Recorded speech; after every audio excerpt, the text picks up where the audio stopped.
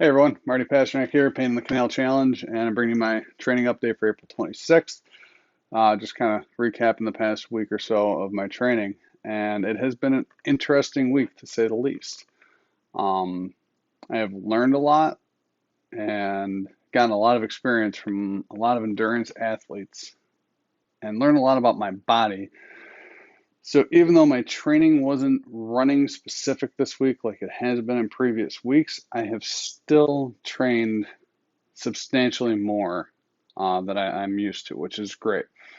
It all really started out last Monday for me. I went up to Syracuse University. For those who don't know, I currently live in Syracuse area. But we went up to Syracuse University to the Human Sports Lab up there. And these folks put me through every test they have. And they have a lot of them.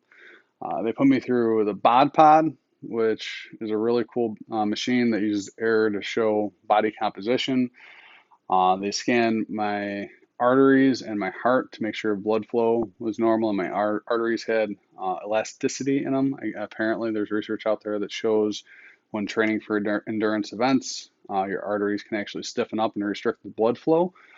Fortunately, that is not the case with me so far. No overtraining as of yet, which is good. They put me on the Wingate test, which that was an experience in and of itself. You basically ride on a bike for a minute or two to warm up, and you do like a 5 second all out sprint. And then for 30 seconds, they slam 7% of your body mass down as a brake, and you just got to keep pushing. It was intense. I mean, it was only, like I said, 2.5, 3 minutes, somewhere in that ballpark that I was on the bike total, but I was hurting. It was tough. But that's more to gauge power, which is not necessarily something for an endurance run or somebody that's training for endurance really has to worry about. It's more for sprinting, skating. NHL Combine uses this test.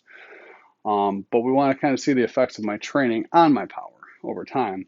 And then they put me on the VO2 max test, which was a steady treadmill. Got me up to 8 miles an hour or so, which is pretty steady pace for me.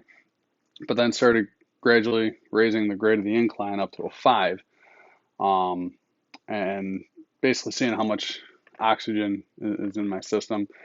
Again, I'm not a scientist, so I don't know all the numbers, but my VO2 max is roughly around a 50, which is, from what I understand, pretty good.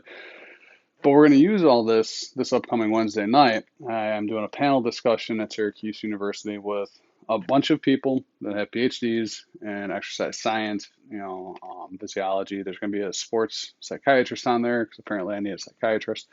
But just discussing the needs that I need leading up to this event and while I'm running this event. And then these tests we're going to do every month from now until the end of August after my run to see the effects of training for something like this on the human body and then actually performing this.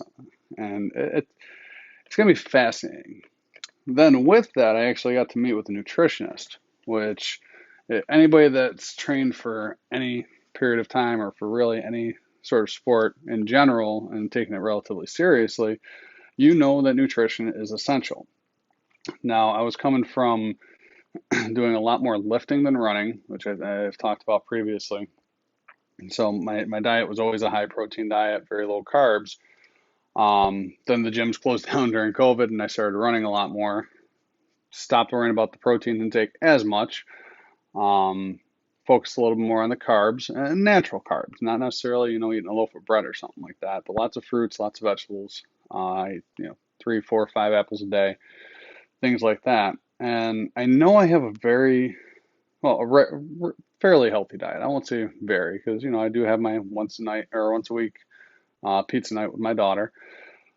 But working with this nutritionist and actually seeing the numbers, I've increased my carbohydrate intake way too high, and I've decreased my protein intake way too low. Which the protein intake is definitely going to be essential for this run because I need to maintain muscle mass. I need muscle to carry me. Um, and the carbs, are probably a contributing factor to my body composition, my body fat percentage being a little bit higher than I'd like it to be according to the BOD Pod test. So it was a very enlightening week, right? Um, So all of that coupled with the calf injury, I decided to focus a lot more of my actual training on weightlifting this week. And I was planning on the weekend being kind of, a solid running weekend. And then I got sidelined with a bit of a stomach bug. I'm actually home from work today, recovering. Fortunately, I'm doing very well. I think I just ate something didn't agree with me. I'm not really sure what it was. But either way, I'm learning a lot about what my needs are, what my body needs are going to be. So I'm still working with the nutritionist, and again, we're going to be discussing it a little bit more on Wednesday night this week on the panel, getting some ideas. Um, I'm definitely working on increasing my protein intake, increasing my weightlifting, which I talked to you guys about a little bit in the last video. Um, and then like today, I ran for the first time probably in 3 or 4 days, resting up my calf, and I went at it for 3 miles. It was still kind of tender, so I decided to take a quick lunch break and record this video. So I'll record and make this video, and then I'm going to get back on the treadmill for a little while and just at least walk. Because I mentioned it last week, I talked to Charlie Angle, who's kind of coaching me, and that if there's anybody on the planet that knows anything about running, it's Charlie. And he was actually running during the conversation, and he reminded me I got to focus on just time on my feet. It's not necessarily about how fast I'm going. This is not a race. This is not something where I'm competing against anybody. I have to just make sure I'm healthy enough to stay on my feet for 40 to 50, maybe almost 60 miles a day for a week. So as much as it hurts my pride and ego, I'm going to not run as much today, at least. I'm going to walk on the treadmill for a little while. Then I'm going to do some yoga, do a little more weightlifting, nothing too extraneous. Let my calf heal a little bit. And then I'm going to focus the rest of the week kind of along the same patterns. Running for a bit, breaking it up. When I did my 3 mile run today, I did a mile straight, then 15 push-ups, mile, 15, and repeated. So doing things like that to just kind of break the monotony a little bit. And hopefully this weekend I'll get out and get some good long runs in. Then coming up here soon, obviously we have the Pain in the Canal Challenge. If you have not done so yet, go to www.pitcanal.com and register for the Pain in the Canal Virtual Challenge. I'm going to be starting to plan some in-person training runs for me, but to help people achieve their goals for either 15 or 30 miles a week.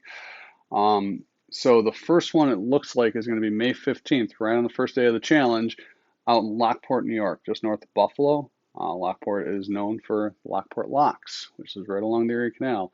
So I'm going to be out there that Saturday on the 15th doing some running. Times, locations, things like that are still in the works. But that's going to be very exciting. I'm looking forward to meeting some folks out in the Buffalo area or anybody that wants to travel from any of the surrounding areas to come out and run with me. And there's going to be plenty of other dates that are going to be in Rochester, Syracuse, Albany, Utica, all along the canal between August 15th or May 15th and August 21st. So again, go to www.pitcanal.com. Make sure you sign up.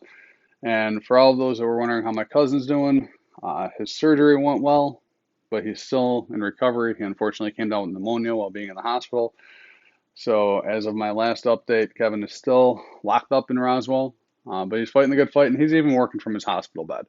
So thank you, everybody, for the support. As always, I genuinely appreciate it. And thank you to Charlie, John, and everybody at Fleet Feet Albany and Malta.